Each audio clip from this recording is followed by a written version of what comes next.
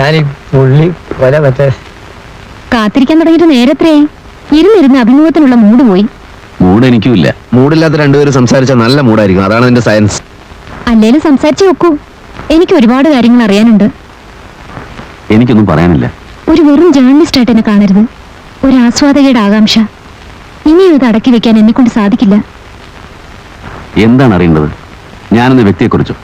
അതൊക്കെ കോടതി കടലാസിലുണ്ടല്ലോ. അതിലൊന്നും എനിക്ക് താല്പര്യമില്ല. പിന്നെ എന്റെ അനുഭവങ്ങളോ? ഒരു കണക്കിന് പറഞ്ഞാൽ ആ പുസ്തകത്തിലെ വരികളിലെല്ലാം അതുണ്ട്. അറിയാം. പക്ഷേ വരികൾക്കിടയിലെ പറയാത്ത വാക്കുകളുടെ പൊരുൾ അറിയാനാണ് ഞാൻ ആഗ്രഹിക്കുന്നത്. സംസാരിക്കുക. ഞാനൊന്ന് കുളിക്കുകയും ചെയ്യാം, ലഞ്ചിന്റെ മെനു റെഡിയാക്കുകയും ചെയ്യാം.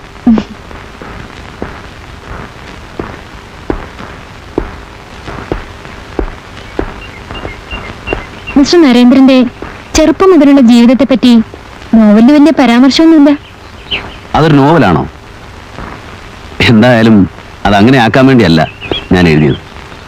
ചിതറിയ കുറെ ചിന്തകൾ ഉറക്കം കിട്ടാത്ത രാത്രികളിൽ എന്തിനു വേണ്ടി എഴുതി വെച്ചു, അത്രമാത്രം.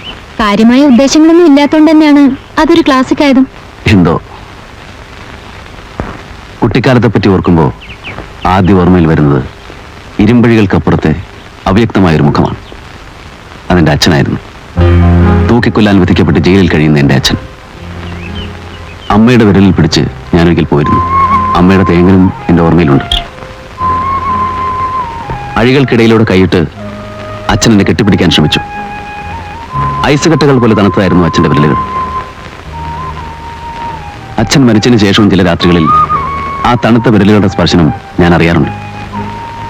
എനിക്ക് തിരിച്ചറിവായപ്പോഴേക്കും എന്റെ അമ്മയ്ക്ക് തിരിച്ചറിവ് നഷ്ടപ്പെട്ടിരുന്നു. പിന്നീടപ്പോഴോ ഏതോ മനോരോഗ ആശുപത്രിയിൽ വെച്ച് അമ്മ മരിച്ചു എന്ന് ഞാൻ കേട്ടു. ആരോടും കമ്മിറ്റ്മെന്റ് ഇല്ലാതെ ജീവിക്കുന്നതിന്റെ സുഖം അതിൽ പിന്നെയാണ് ഞാൻ അറിഞ്ഞത്.